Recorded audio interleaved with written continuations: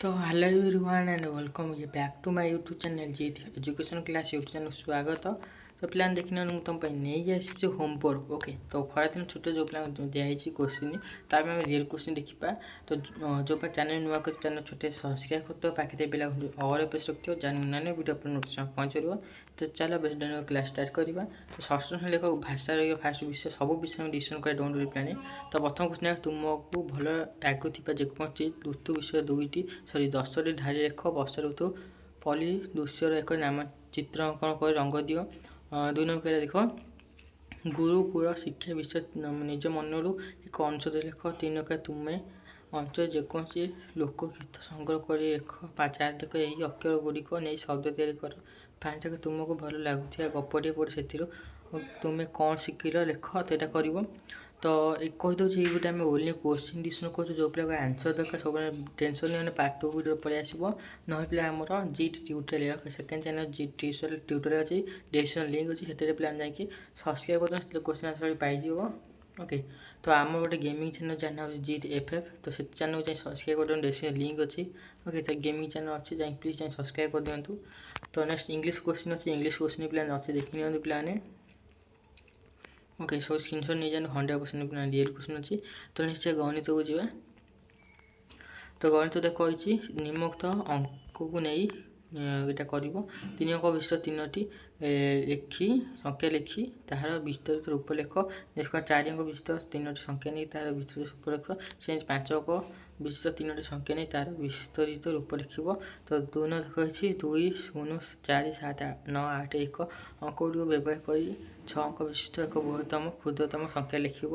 तो प्रत्येक अंक थे मात्र व्यवहार कर लिखी। तो 3 देखिए तुम ग्राम अनुष्ठित क्रिकेट खेल उपस्थित दर्शक सप्ताह विवरण दिखाई सेगुड़िक लिखि प्रश्न उत्तर यहाँ देखिए प्रश्न उत्तर दब।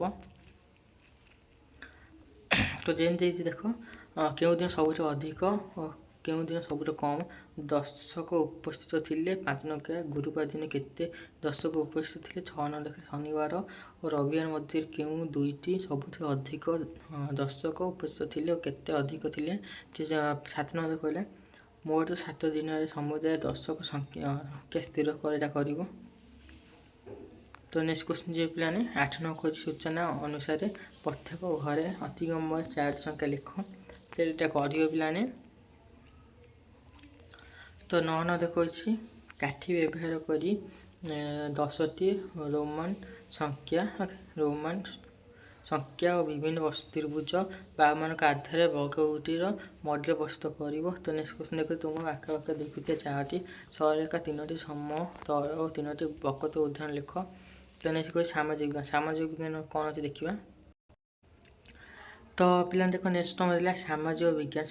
सामाजिक विज्ञान कौन देखा। तो प्रथम श्री देख 7टी मंडल नाम लिख। नेक्स्ट पंचदश महाकाश 4 मान नाम लिख। तुम देखुआ सबुज मंदिर इतिहास विषय ज्ञान मिले तालीटा प्रस्तुत कर यहाँ कर 4 नंबर कर 5 नंबर सीन कर पाने।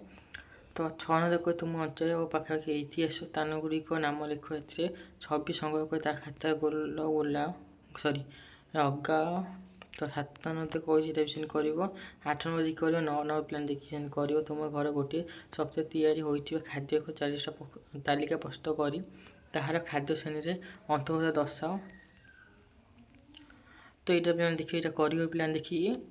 तो 10 नंबर देखिए 4टी पानीर खाद्य 4टी उद्भिद खाद्य नाम लिख। तो नेक्स्ट प्लान देखिए तुम अंचल सजना गछर और कदली गछर क्यों क्यों अंश तुम्हें खाओ ता रूप को ग्रहण कर ता एक तालिका प्रस्तुत कर। 12 नंबर गोड़िया पानी किपर परिष्कार पानी पाइब घरे परीक्षा ताहार विभिन्न पद्धति नाम सोपान लिख। 13 नंबर तुम पार्श्व चतुर्पार्श्व देखुचा सजीव निर्जीव मध्य नामित चित्र संकल्प निज खाते लगाओ ओके। तो ये तुम 100% रियल क्वेश्चन चलता षष्ठ श्रेणी प्लान होमवर्क होता है आम वीडियो डिस्कसन करते जो वीडियो भल लगे लाइक कमेंट शेयर करते प्लान।